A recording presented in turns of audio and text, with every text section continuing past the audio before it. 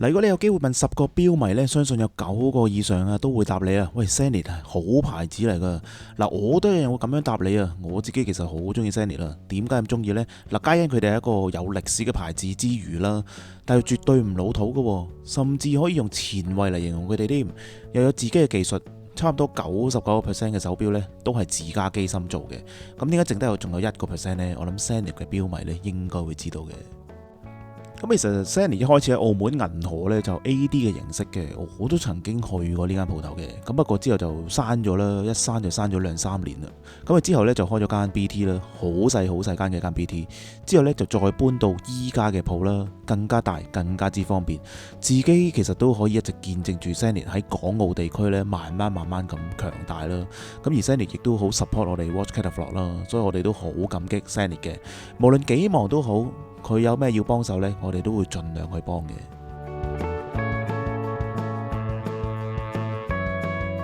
而因為今次都要趕住盡快出片啦，因為今次呢隻錶呢，上個星期先至發佈嘅啫，基本上發佈嘅嗰一日呢，我已經拍緊片噶啦，盡早出街，希望港澳地區嘅朋友呢，可以盡早一睹呢一隻又係非常之限量嘅特別版啦。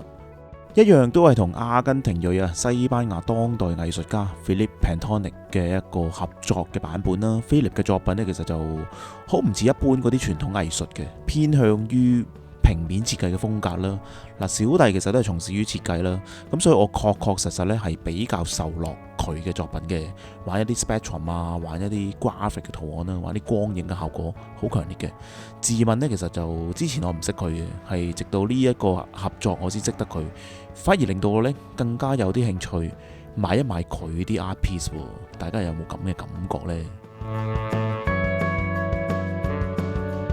至於追溯翻點解當初阿 Zenith 會同阿 Philippe 合作嘅呢？咁啊話說就係阿 Zenith 睇中咗佢嗰啲 optical illusion 嘅一啲作品啦，以及用一啲顏色非常之煲嘅一啲運用啦。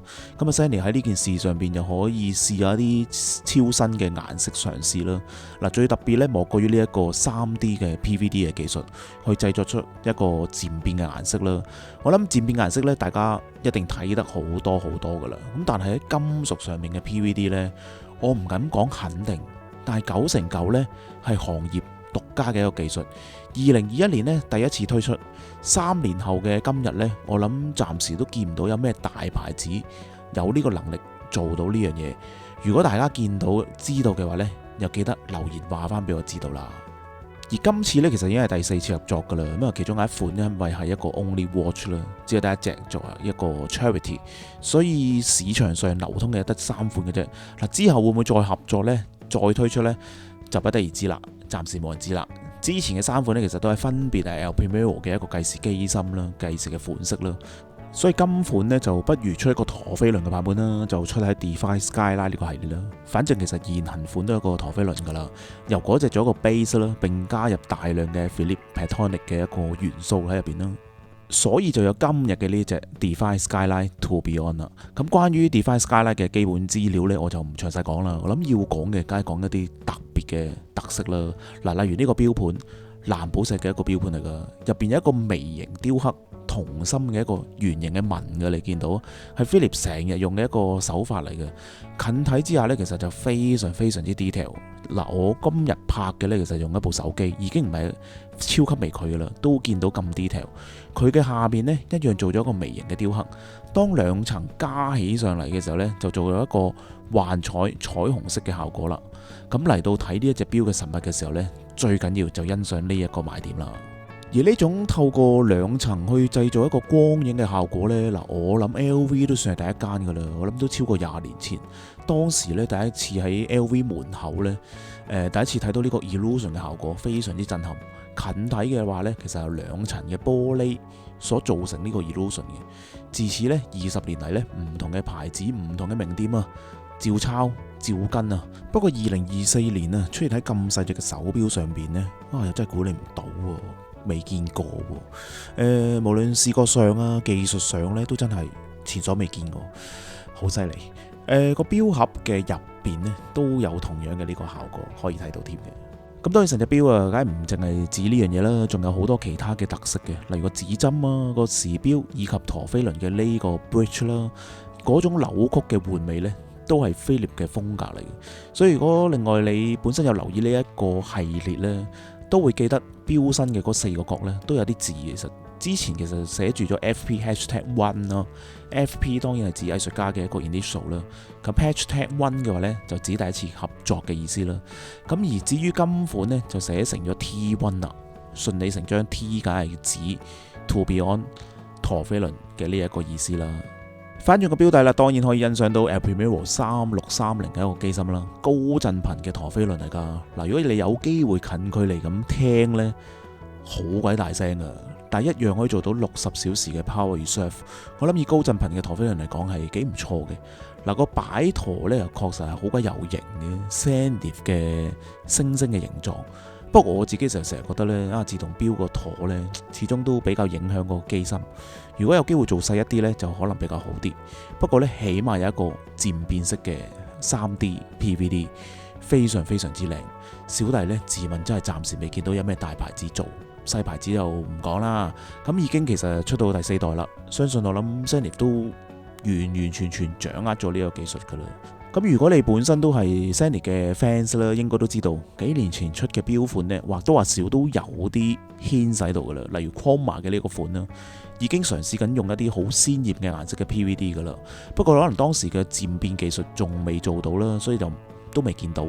依家呢，我諗個技術應該都幾成熟噶啦，我覺得呢，好快會出現喺其他嘅錶款添，一啲普通版嘅錶款都應該會應用，可能未必會咁鮮豔，例如可能黑色去到金色啊，甚至乎可能冇色去到黑色嘅一個漸變啦。自問呢，我自己好期待嘅，因為我覺得呢，自此呢，機芯呢就唔再咁單一嘅顏色，銀色啊、黑色啊，可以隨便上顏色一樣。所以亦都因為咁呢，點解我咁中意 Zenith 呢？雖然係一個好老嘅牌子啊，但係呢又可以非常之前衛。又夠晒低調喎，最緊要低調啊嘛！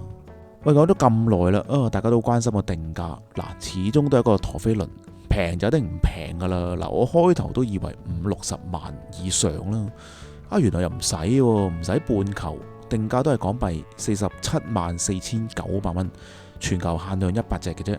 嗱，連張出世紙呢都閃過人，每一張呢都有菲臘嘅親筆簽名添。嗱，得意嘅地方就係呢，本身頭先都有講過啦 Defy Skyline 已經係一隻陀飛輪嘅版本啦。我呢度叫佢一隻普通嘅版本啦，其實個定價都講緊44萬幾喎。咁但係呢一隻嘅特別版有藝術家嘅加持，都係貴大約4萬蚊左右啫。我自己覺得個定價都算係幾合理嘅，因為我諗買得呢一隻呢，某程度上都好大嘅心態都係用一個買藝術品嘅一個角度出發。咁所以我諗嗰個考量呢，又係另一個計算嘅方法啦。嗱，我成日都話啦 Zenith 就好前衛，點前衛呢？嗱，嚟到鋪頭，不如又拍下啲前衛嘅款式俾你哋睇下啦。例如呢一隻 Defy Skyline Skeleton 嘅一款，一開始呢，其實就出咗一個鋼嘅版本先嘅，咁啊之後出咗一個黑陶瓷版呢，已經令到好多人癲咗噶啦。最近仲出埋白陶瓷添，好靚好靚好特別，定價都係講緊13萬幾喎，買到一隻白陶瓷全陶瓷嘅錶喎。如果係另一嗰啲牌子呢，我諗印象都肯定超過40萬以上噶啦。不過呢隻白色呢個產量就好少，亦都好搶手，所以大家有機會呢就真係要把握啦。